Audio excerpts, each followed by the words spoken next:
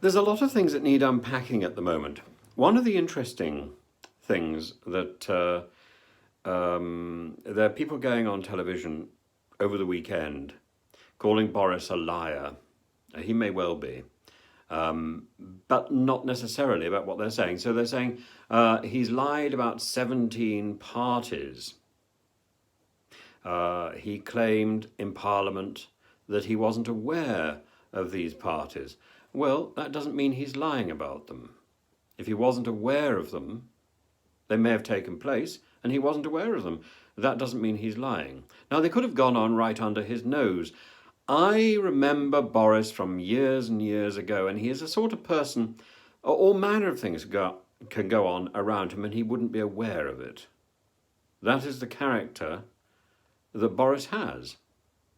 In some ways, it's a character I share. I understand that situation. But it doesn't mean that either he or I would be lying if we said we weren't aware of these things going on around us. We really aren't. And in my case, I can tell you why I'm not aware of certain things going on around me, because I just am not interested. I am particularly interested in the things I'm interested in, and anything else passes me by. So I can understand in some ways how Boris could say that he's not aware of something which seems so obvious to other people.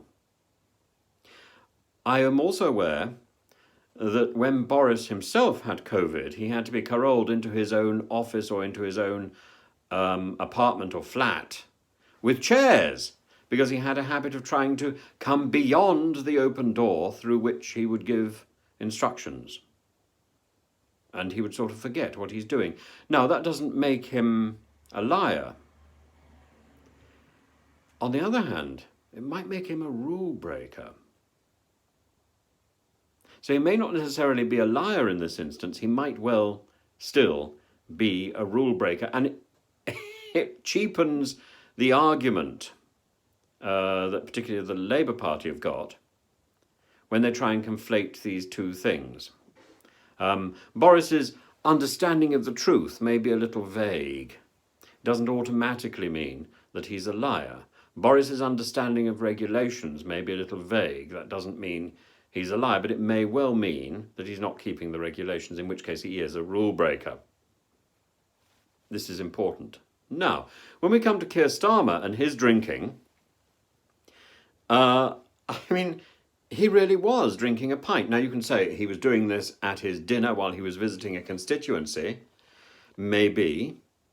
It doesn't appear that he's sitting down. He appears to be engaged in conversation. There is a photograph. There are no photographs of Boris with a drink in his hand at one of these parties in Downing Street. That really would be damning. So is the photograph of Keir Starmer surely more damning? I don't quite understand why we're not talking about these two events in the same breath, because they seem to be the same sort of thing. And it's very difficult now for Sir Keir Starmer to be in opposition to Boris on this issue, because he's also been tarnished, he's also been tarred with the same brush. It doesn't matter whether you broke the rule mildly or in a big way, egregiously. What matters is that you broke the rule. It doesn't matter how much. And there may be excuses, there may be extenuating circumstances. That's what we need to hear. But what we're getting is that, well, Keir Starmer's rule breaking is modest. Boris's rule breaking is so much bigger. I don't see that's the case. Boris seems to, at least from what we can understand, Boris seems to have mildly broken the rules himself by visiting what appears to be a party outdoors. Keir Starmer seems to be involved in a party indoors, which is rule breaking on a bigger scale. And whether Boris was aware or not aware of all these other parties, he says he wasn't aware. I'm afraid I'm inclined to agree with him. Now, does this make Boris a better person, Keir Starmer? No, I'm afraid Boris comes across as an absolute plonker, and more so by the day. And Keir Starmer, I think, comes across as a person of sound judgment and a serious person. I would significantly prefer to spend my evening with Keir Starmer than I would with Boris. That's the blunt reality. Now, how do we defend that? I don't know, but the way that people are going about it at the moment in their television interviews, their moral compass is shot to pieces, and they're doing more damage to Sir Keir and they're doing more good to Boris as it goes on. So they simply do. But part of that reason is they're not interested in the moral reality. They're interested in the next election. And I think we ought to just be honest about that.